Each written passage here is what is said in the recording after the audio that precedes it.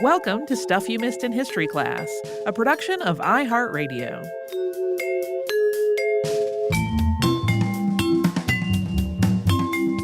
Hello and welcome to the podcast. I'm Tracy V. Wilson. And I'm Holly Fry. If you've listened to last week's episode on tear gas, you heard my story that I was trying to find something fun to talk about, and my search for something fun instead took me to tear gas, which was not fun. It was infuriating. My short list at the moment just doesn't really have, it's got a lot of stuff on it, but none of it is really the tone that I was hoping for. And I did not want to repeat that experience of going to look for something fun and instead finding something not fun. So this time, I just said to myself, okay, stop what you're doing. What's the most absurd historical thing you can think of? And I had this vague memory of somebody suggesting something about someone who was trying to prove that the earth was hollow. And I went back in our listener suggestion list. That person's name was Angela. And at some point in the past, Angela responded to a call for suggestions with, quote, that Symmes fellow from Ohio who tried to prove the hollow earth theory in the 1800s. I have no recollection of exactly when Angela made that suggestion. It may have been years ago, but I apparently found that wording of the suggestion so charming that I copied and pasted the whole thing into the spreadsheet word for word. We're going to talk about that Symmes fellow's ideas about the hollow earth today, and they were pretty wacky. But first, we need to look at some of the work that he was building on. That work was not quite so wacky, but it was also not correct. So the idea that there is some kind of other world or realm beneath us or contained within the earth is, of course, part of religion, mythology, and folklore all over the world. In terms of what we are talking about today, in the 17th century, scientists and philosophers in Europe started theorizing that the planet was, at least to some extent, hollow. And at first, they didn't really have any data to back this up, though. They were just kind of drawing conclusions from the existence of things like caverns and canyons and sinkholes and volcanoes and geysers. All of those seem to suggest that the planet wasn't solid all the way through. There's some sound reasoning there, even if it's incorrect. I mean, sure. The first European scientist to really build a hypothesis on this subject, and one that was based on data more than on kind of a what if, that was astronomer and mathematician Edmund Halley. You may also hear his name said Halley. Halley lived from 1656 to 1742, and today he is most famous for calculating the orbit of the comet that is named after him. He did this after realizing that comets that had been reported in 1531, 1607, and 1682 all had remarkably similar orbits. And he suggests that maybe instead of 3 different comets, they were the same comet, and that it would be back in 1758. He was right about that, although he did not live to see it. Yeah, he has come up on the show before. He has. And he did a lot more than just figure out that one comet. During his lifetime, he actually calculated the orbits of more than 20 other comets. He developed the first life table that was based on accurate data, which started the development of the field of actuarial science. And he made a map of the world that included the ocean's prevailing winds, which was the first meteorological chart published in Europe. He went on a 2-year voyage of the South Atlantic to chart stars that could not be seen from the Northern Hemisphere. And he studied the Earth's magnetic field extensively, including taking other voyages to measure magnetic declination, or the difference between the magnetic and geographic North Poles. In addition to all of that and other stuff that we did not even mention, Edmund Halley was a huge part of getting Isaac Newton's groundbreaking work, Principia Mathematica, written and printed. We talked about that in our previous episode on Newton, as well as in our previous episode on Samuel Pepys, who was that work's imprimatur. Halley encouraged Newton to write it, and then Halley edited it, corrected the proofs, wrote a preface, and paid for the printing. He also mediated various conflicts and rivalries within the Royal Society, many of whose members had also been working on trying to answer some of the same questions on planetary motion that Newton addressed in this work. Hallies' hypothesis about the Earth being hollow pulled together multiple parts of his work. One piece was his study of the Earth's magnetic field. It had become clear, for reasons that nobody really understood, that the Earth's magnetic poles moved around, and that the planet's magnetic field shifted in a way that seemed erratic. Having studied all this data, Halley concluded, quote, that the globe of the Earth must be supposed to be one great magnet, having 4 magnetic poles or points of attraction near each pole of the equator too, that in those parts of the world which lie near adjacent to any one of those magnetic poles, the needles is chiefly governed thereby, the nearest pole always being always more prominent over the more remote. So the problem with this conclusion, which Halley knew, was that, quote, no magnet I have ever seen or heard of had more than 2 opposite poles, whereas the Earth had visibly 4 and perhaps more. Also, Halley had never seen or heard of a magnet whose poles shifted around, and yet the Earth's 4 poles, and perhaps even more of them, did seem to wander. Halley found his solution to these problems through his work with Newton and the Principia Mathematica. In it, Newton describes the moon as being far more dense than the Earth, and he had come to this conclusion by comparing the sun's and the moon's effects on tides, and factoring in the idea that the sun was about a quarter as dense as the Earth. In Halley's words, quote, Sir Isaac Newton has demonstrated the moon to be more solid than our Earth, as 9 to 5, which may we not then suppose 4/9 of our globe to be cavity?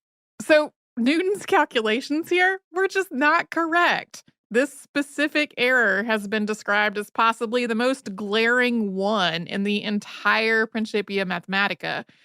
But Halley was working with what he had, and he came to the conclusion that the Earth was made up of 4 concentric nested layers with space in between them. He described them as, quote, subterraneous orbs capable of being inhabited, although he didn't really know exactly what type of life they might support. These inner worlds, he thought, were about the sizes of Venus, Mars, and Mercury. They were each held in place by gravity. They all rotated on their own axes, and at least some of them had their own magnetic poles. So all of those variations that Halley and others had seen in the wandering around of the magnetic North Pole and the shifts and irregularities of the Earth's magnetic field were because of the movement of the poles of those inner layers. Halley presented these ideas to the Royal Society in 1691. And in 1692, he published an account of the cause of the change of the variation of the magnetical needle with an hypothesis of the structure of the internal parts of the Earth. And he published that in Philosophical Transactions. Halley thought this nesting doll version of the Earth could explain some other phenomena as well.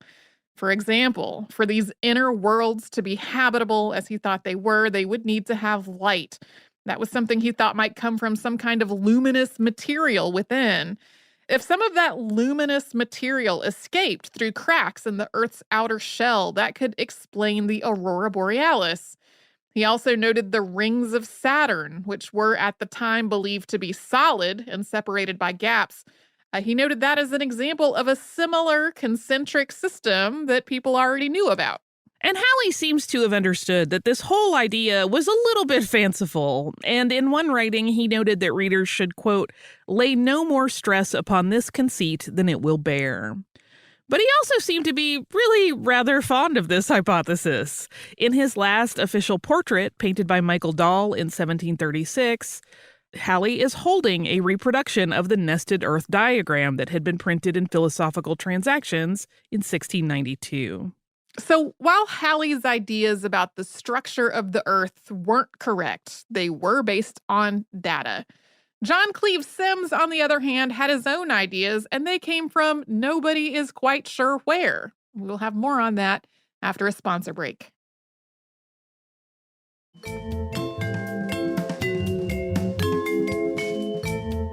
Edmund Halley's hollow Earth hypothesis reminds me a little bit of our previous episode on Alfred Wegener and his ideas on continental drift. Wegener's conclusion was pretty close to right, but he did not really have a solid explanation for why it was to back that up. Halley, on the other hand, did some solid work on the analysis and the explanation, although it did rest on Newton's incorrect calculation of the Earth's density. Halley's conclusions, on the other hand, were wrong. Halley's work on this, though, did find some support. For example, Puritan minister Cotton Mather of Massachusetts Bay Colony repeated Halley's ideas in The Christian Philosopher in 1729. 18th century Swiss mathematician Leonhard Euler proposed his own variation on it, suggesting that the Earth was hollow with a sun at the center, and that the planet's interior might have its own civilization. Similarly, Scottish physicist and mathematician Sir John Leslie suggested that the Earth was hollow with two suns inside. I love this sort of fanciful one-upmanship, right? Like, yeah, you're onto something, but it's really two suns. It's two of them. And then there was John Cleves Symmes. Sometimes he is called John Cleves Symmes Jr. to distinguish him from his uncle and namesake. The elder John both fought in and helped finance the Revolutionary War. He's also served as a delegate to the Continental Congress. He bought a large tract of land in the Northwest Territory from the government, and that was known as the Symmes Purchase or the Miami Purchase. One of the settlements there eventually became the city of Cincinnati. This purchase, though, also led the government to change how it dealt with this kind of land deal because the elder John Symmes sold land that he did not actually own, and the buyers had to re-buy it from the government if they wanted to keep it. This was part of what led to Alexander Hamilton's creation of the Office of the Surveyor General in 1790. Like his brother, Timothy Symmes had also fought in the Revolutionary War. Afterward, he became judge of the Court of Common Pleas in Sussex County, New Jersey. And he married a woman named Mercy Harker, and one of their children was the younger John Cleves Symmes, who was born on November 5th, 1780. Not a whole lot is known about the younger John's early life or his education, although in the words of his son, Americus, he had, quote, a good common English education, which, in afterlife, he greatly improved through his great fondness for reading and an insatiable desire for knowledge. This younger John Cleves Symmes entered the U.S. Army as an ensign on March 26th of 1802, and he started working his way up through the ranks. In 1807, he was injured in a duel with a fellow officer. This was over a kind of petty dispute that stretched back to an altercation with a different officer over compensation during that second officer's furlough. I'd read a whole account of this that he wrote in a letter, and I was like, man, this is just annoying and hard to follow, and y'all probably could have cleared it up without dueling. Symmes was struck in the wrist in this duel. He never recovered his full range of motion afterward. He did, apparently, though, later become friends with his opponent.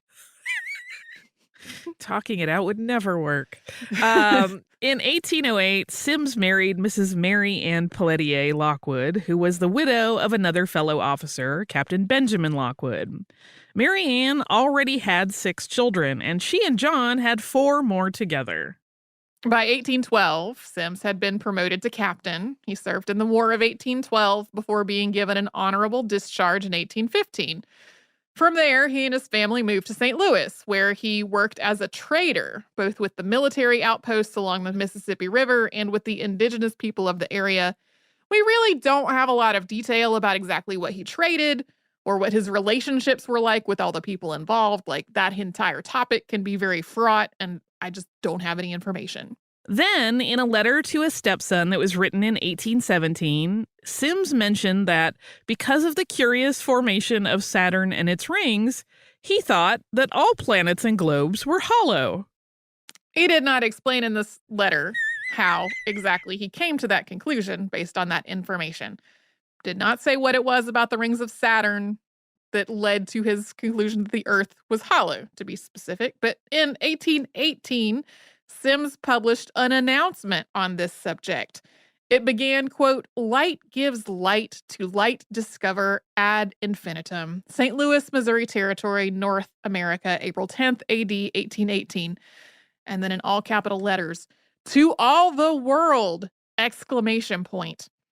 I declare the earth is hollow and habitable within, containing a number of solid concentric spheres, one within the other, and is open at the poles 12 or 16 degrees.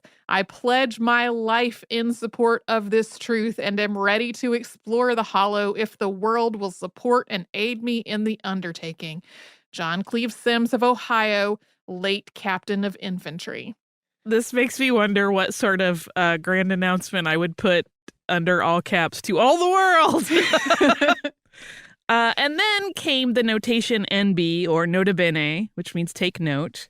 Quote, I have read for the press a treatise on the principles of the matter, wherein I show proofs of the above positions, account for the phenomena, and disclose Dr. Darwin's golden secret. My terms are the patronage of this and new worlds. I dedicate to my wife and 10 children. I select Dr. S.L. Mitchell, Sir H. Davy, and Baron Alex de Humboldt as my protectors. I ask 100 brave companions, well equipped, to start from Siberia in the fall season, with reindeer and sleighs on the ice of the frozen sea. I engage we will find warm and rich land, stocked with thrifty vegetables and animals, if not men, on reaching 1 degree northward of latitude 82. We will return in the succeeding spring. JCS. My favorite part of the passage that Holly just read, which is not evident to listening, is that sleighs with reindeer and sleighs is spelled S-L-A-Y-S, which just makes me think of like bipedal reindeer armed with knives in their front hooves. Is that not how reindeer normally stroll about, or no? I mean, they should. So a note on these names that he drops as his protectors.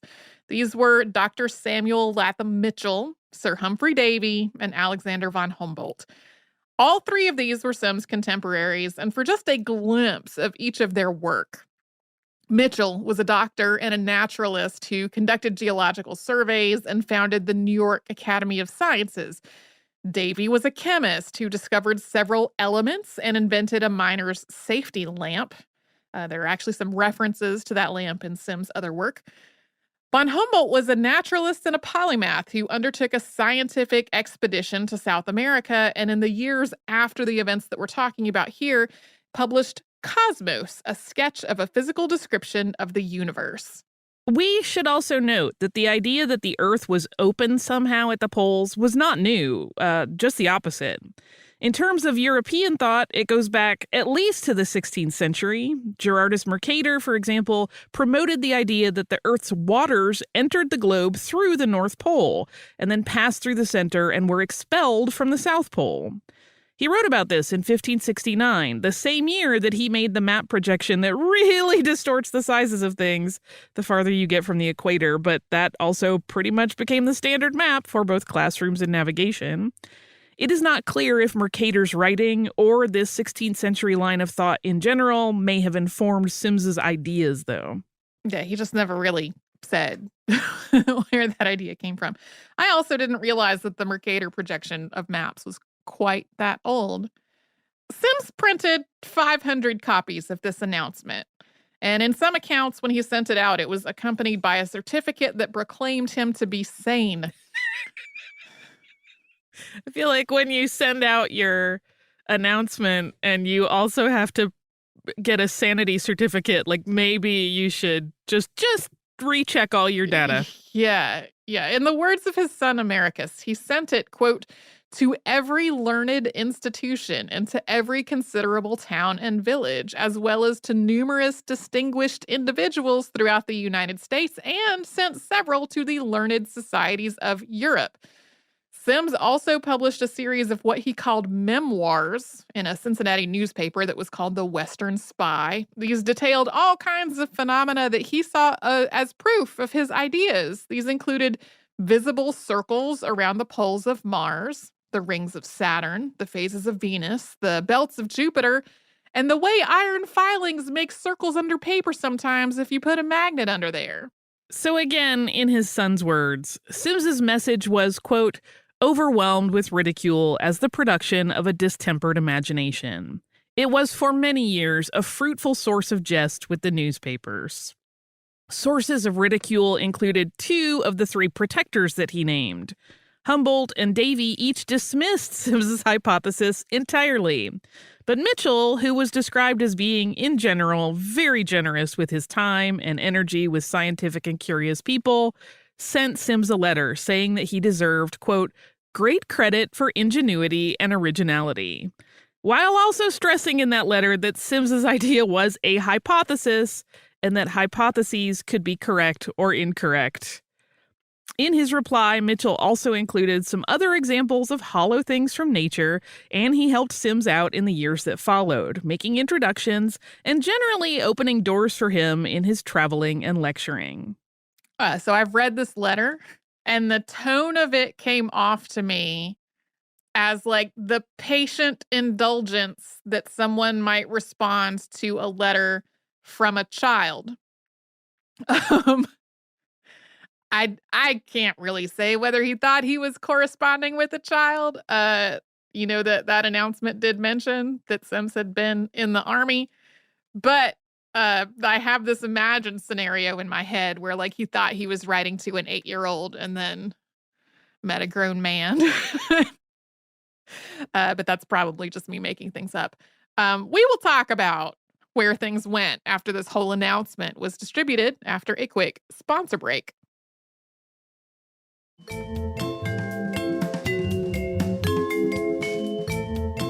Apparently, life as a trader in St. Louis didn't really work out for John Cleves Symmes. He and his family moved to Newport, Kentucky in 1819, and that same year, the book Symmsonia, A Voyage of Discovery, was published under the pseudonym of Captain Adam Seaborn.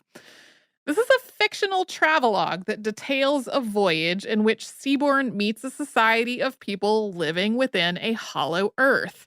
It is sometimes described as the first American work of utopian fiction. It makes several direct references to Symmes and his theories, and there are two competing interpretations for this book. Either it is an absolutely, completely earnest book that was written by John Cleves Symmes to promote his ideas, or it is a satire that somebody did to make fun of him. I have not read the whole book, but I did read part of it before recording this podcast, and I read papers arguing each of these points of view, and honestly, I do not know.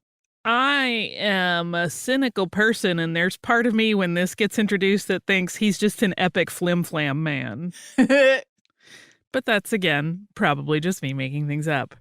In 1822 and 1823, Symmes petitioned Congress for funding for a polar expedition that he hoped would prove him right. He also gave lectures to drum up support.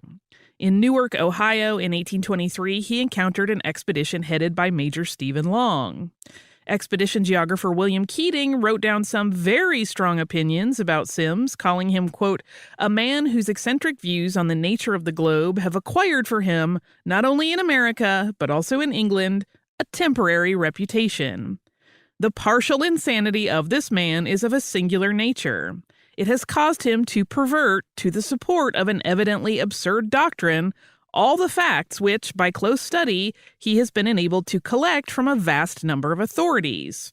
He appears conversant with every work of travels from Hearne's to Humboldt's, and there is not a fact to be found in these which he does not manage with considerable ingenuity to bring to the support of his favorite doctrine.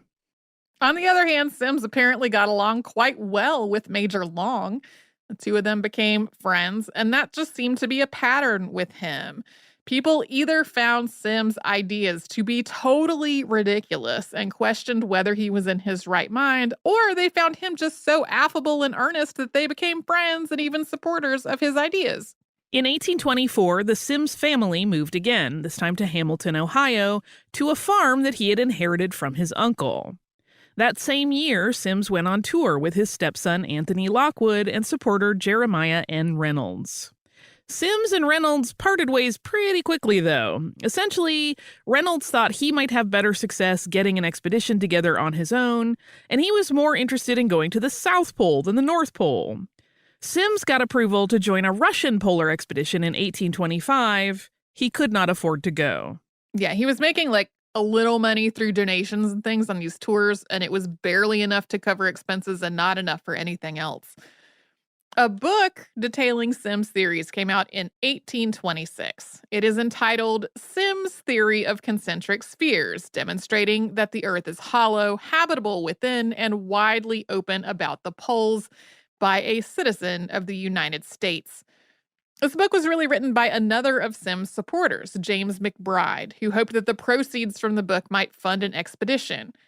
If you go looking for this book and you search it by the title, you may find another book that has the exact same name, although it is not by a citizen of the United States. This second book is by John's son, Americus. It came out in 1878. In addition to having an identical title, some of the content of this later book is also identical. That's reportedly because by 1878, McBride's book was no longer in print and there weren't many copies left. So Americus Symmes just copied a lot of it himself into his own book. I like that the laws around such things were a lot looser. People were way more chill about things being plagiarized then. I didn't know, it was in the order of things that I read things. It was like another one of Symmes' sons who was like, yeah, my brother copied this book because this other book was out of print and there weren't many more copies. And like, I came at that information very late in the game after I had already read McBride's entire book, and I had started reading Americus Symmes's book, and I got to this part where I was like, I've read this before. And my mind had already been so bent by reading so much of the part that was not identical that I was like, have I read this before? Right.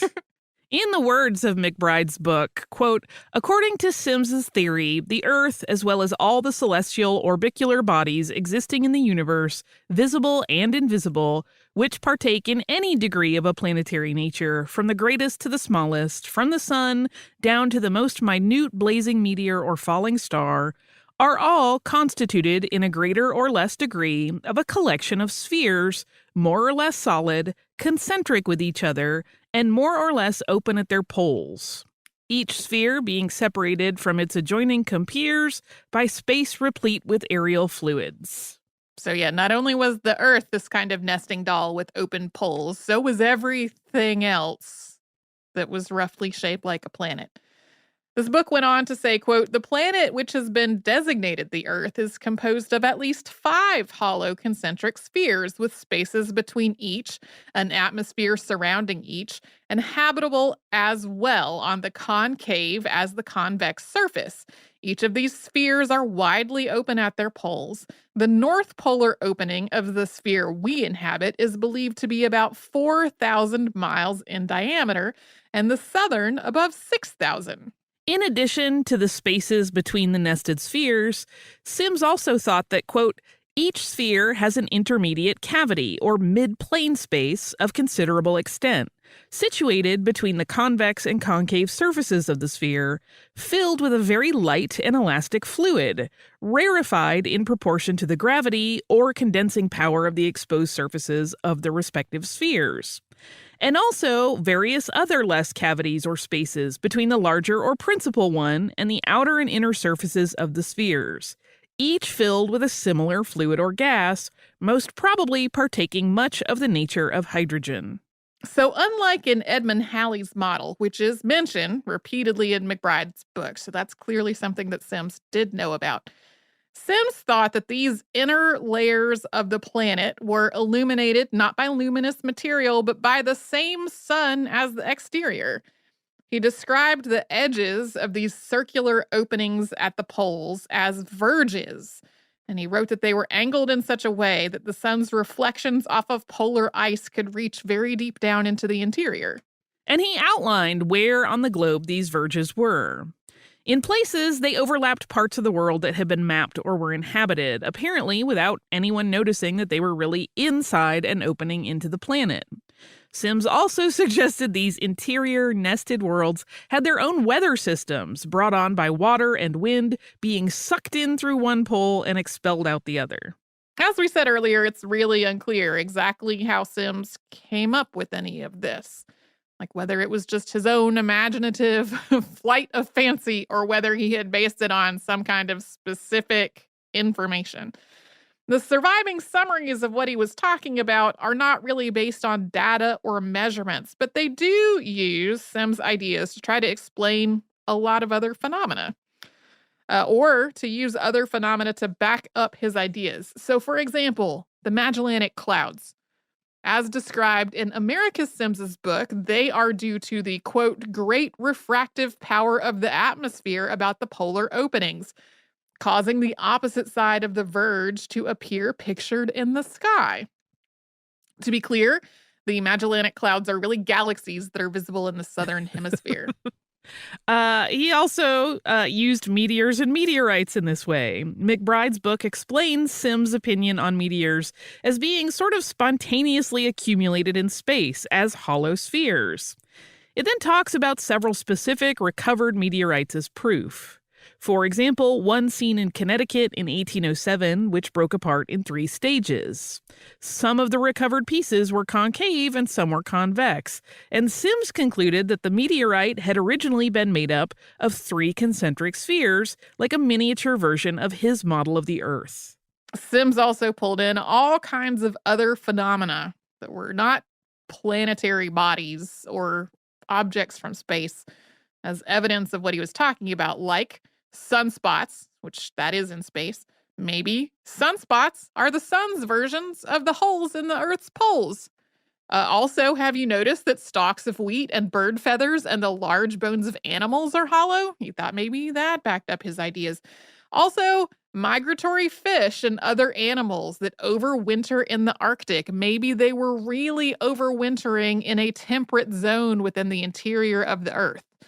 So, like, for example, musk oxen weren't just migrating to where it was less snowy to survive the winter. They were really going somewhere warm and balmy and secretly hanging out there and then returning back to the colder parts of the Earth in the spring. Although Symmes' first announcement of his theory seems to have been almost universally laughed at, he did develop something of a following during his lecture tours. His last tour made its way into Canada in 1827, but the cold weather worsened his existing health issues, something that one of his sons described as an aggravated case of dyspepsia brought on by eating bad food while he was in the army. He went back to New York and then recovered with relatives in New Jersey until he was well enough to travel back home to Ohio. He died there at home in Ohio on May 29, 1829, at the age of just 48. One of his sons erected a monument at his gravesite, which is an inscribed obelisk with a hollow sphere on top. Symmes was pretty deeply in debt when he died, although most of his creditors were family members. His eldest son, Americus, the same one who wrote that book, was only 16 at that time. He took over the farm. He sold some of the family's land to get them on better financial footing. It does seem like they pulled themselves out of the financial situation they were in. In spite of all of this, it seems as though at least some or maybe even all of his family were really genuinely devoted to him. In addition to Americus Symmes's book, another of John's children, Elmore Symmes, also wrote an account of his life and work, which was published in 3 parts in the magazine Southern Bivouac in 1887. As for Jeremiah Reynolds, he kept trying to get funding for a polar expedition, including meeting with President John Quincy Adams in 1828. This did not work out, and he turned to the private sector, and he wound up stuck in Chile after a mutiny in 1829. While he was there, he heard a story about a white whale, which led him to write Mocha Dick, or the White Whale of the Pacific, one of the inspirations for Herman Melville's Moby Dick. Finally, Reynolds was part of the Great United States Exploring Expedition, or the XX, which could be its own episode at some point. They did not find evidence of Symmes' holes, but many of the specimens they returned with helped build the collections at the newly established Smithsonian Institution. Yeah, that expedition is a whole story separate from this, obviously. Reynolds' expeditions and Symmes' theories also helped inspire Edgar Allan Poe's only complete novel, which is Narrative of Arthur Gordon Pym of Nantucket. And Symmes' really heavy promotion of this idea of the Earth being hollow and something that was inhabitable that you could travel into, that helped make strange worlds in the Earth's interior a common setting for works of science fiction and fantasy in the late 19th and early 20th centuries. Lovecraft owes him a debt of gratitude. Today, our knowledge of the interior structure of the Earth comes from the study of seismic waves. In 1936, Danish seismologist Inga Lehmann published work describing an inner core, an outer core, and a mantle beneath the Earth's crust. The prevailing theory for the Earth's magnetic field and its variants is that it comes from the dynamo effect, which is the result of fluid motion in the Earth's outer core.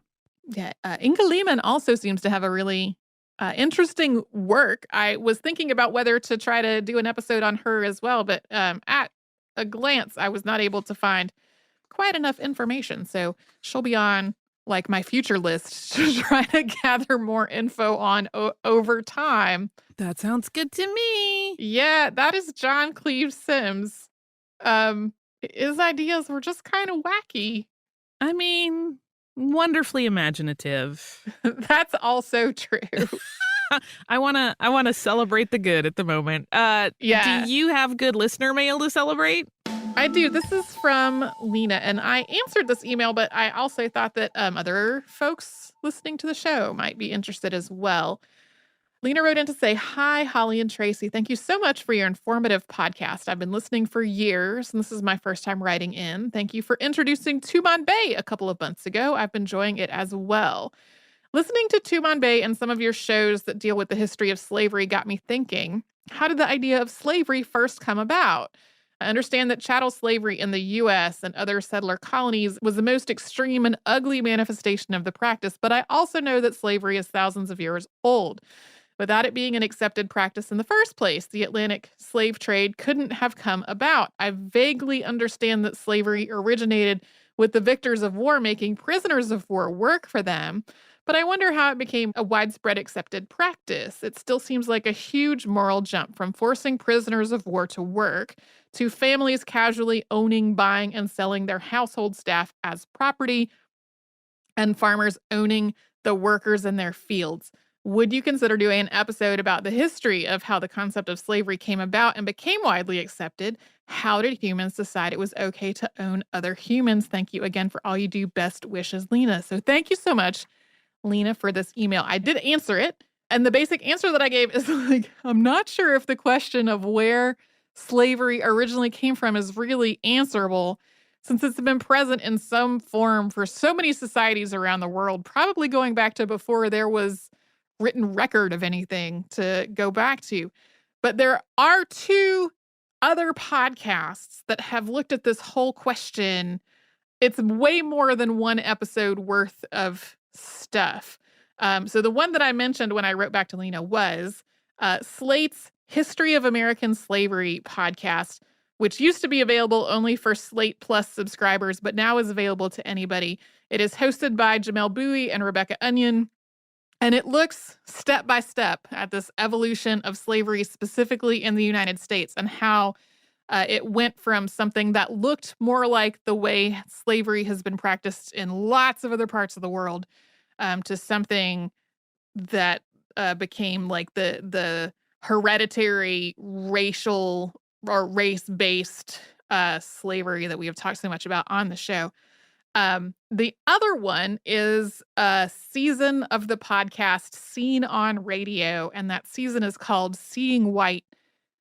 I feel like it's the second season of that show, but I might be wrong. That is hosted by John Buin and Chinjarai Kumanyika, and it looks at the idea of like white people and how that idea evolved, and especially the earlier episodes talk about that a lot, in the way that slavery transformed and like how in a lot of ways these racist ideas were created to support the institution of slavery.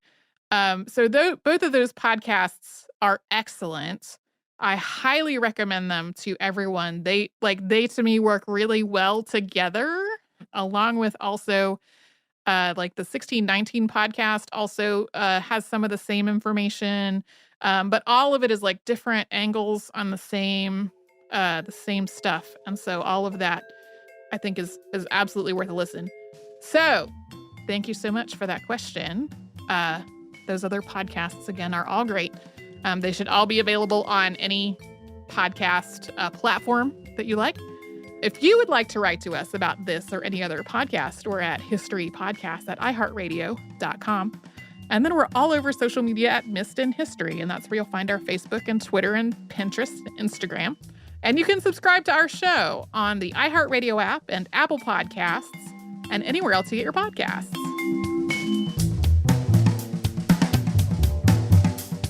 Stuff You Missed in History Class is a production of iHeartRadio. For more podcasts from iHeartRadio, visit the iHeartRadio app, Apple Podcasts, or wherever you listen to your favorite shows.